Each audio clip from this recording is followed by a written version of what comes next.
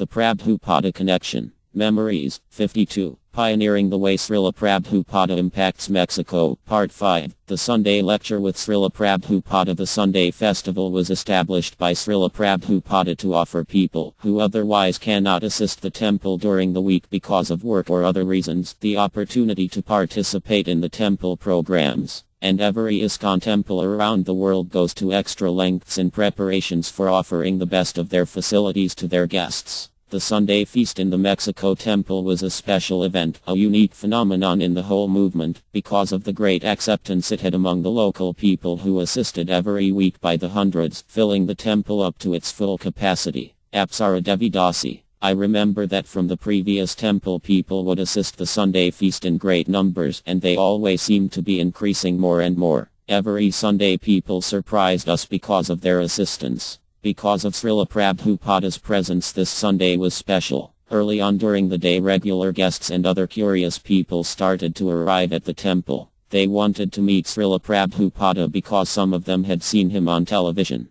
So during the day people were arriving and gradually filling the temple. As usual, some devotees would talk to the guests who arrived early. It was a regular program to have a curtain led by Rohini Kumara Das before the lecture started. At that time the temple was full and people kept arriving. The Vyasasana was placed in the temple's main entrance hall by the staircase that went up to the first floor. This hall was a sort of an inside patio having the main dome of the building as its ceiling over 2 stories high. All the main rooms on the first floor were lined up one next to the other surrounding the hall and having their entrance doors open directly into it. These rooms were all connected by a balcony corridor overlooking the hall, which then sloped down into a half-circle staircase. As the time for the lecture grew nearer, the temple started to fill up, and when the lecture was just about to start, it was full to its maximum capacity. The door to Srila Prabhupada's room was situated in front of the main hall. Suddenly it opened, revealing Srila Prabhupada's aristocratic figure.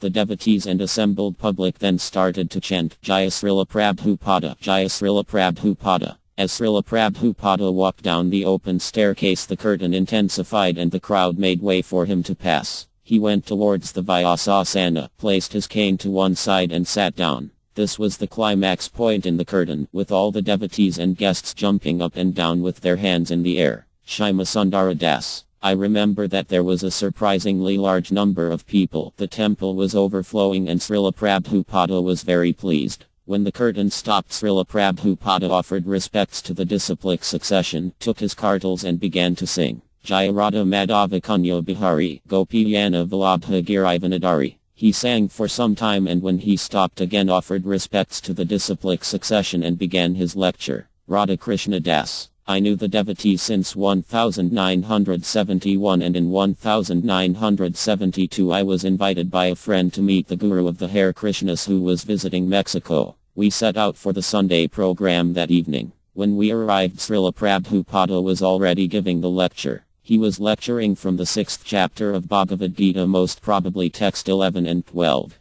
I know this because I daily read one chapter of the Gita at home. Srila Prabhupada talked about the 6th chapter of Bhagavad Gita where Lord Krishna mentions the different types of yogic meditation. One of the main themes in his lecture was the fact that yogis and transcendentalists who do not follow Krishna consciousness must impose upon themselves rigorous penance in order to control their mind and senses. Radha Krishna Das. He argued about how easy it was to become Krishna conscious and how difficult these other yoga practices were in this age. These types of yoga were the kind that I practiced in those days. In other words, he was defying my convictions. When the lecture ended, Srila Prabhupada asked for questions. The guests asked good questions about yoga and Srila Prabhupada answered expertly in a way that impressed the guests. So in this way the lecture came to an end. After this the devotee served prasadam, which was already very popular because of its exquisite taste. The prasadam has become of the most important features of the Sunday feast, attracting many people. Another curtain after prasadam was part of the Sunday feast, and this one in particular intensified to the point where practically everyone present began to dance and sing. Hundreds of guests joined in and with great enthusiasm began to chant, Jaya Srila Prabhupada, Jaya Srila Prabhupada.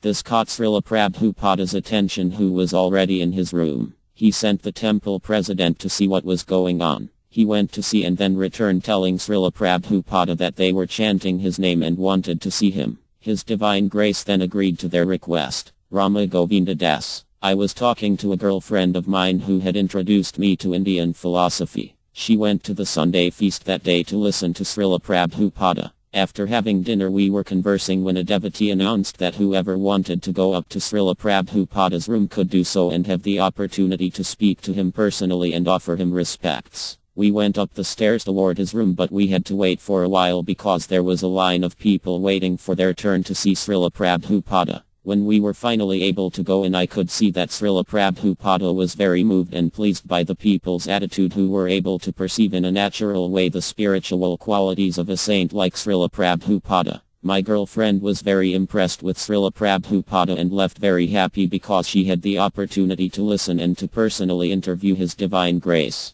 Out of some unearthly attraction, a long line of inquisitive guests formed up, eagerly awaiting Srila Prabhupada's personal audience. The scriptures extol even the shortest chance encounter with a pure devotee of the Lord like Srila Prabhupada as the greatest causeless blessing. Sadhu Sangha Sarva Siddhi Hoy. Snaking through the ground floor up the open staircase and onto the first floor, then leading down the long balcony corridor into Srila Prabhupada's room. The line seemed to circle the whole area as a sacred thread hanging from a Brahmana's shoulder drapes over his chest. The guests would enter Srila Prabhupada's room through the main door overlooking the hall and then leave through a side door. After everyone had received some of Srila Prabhupada's transcendental bounty, there was a curtain, and shortly afterwards the temple closed its doors for the day. Rama Govinda Das R.G. Bhakti Prapana Parvata Maharaja.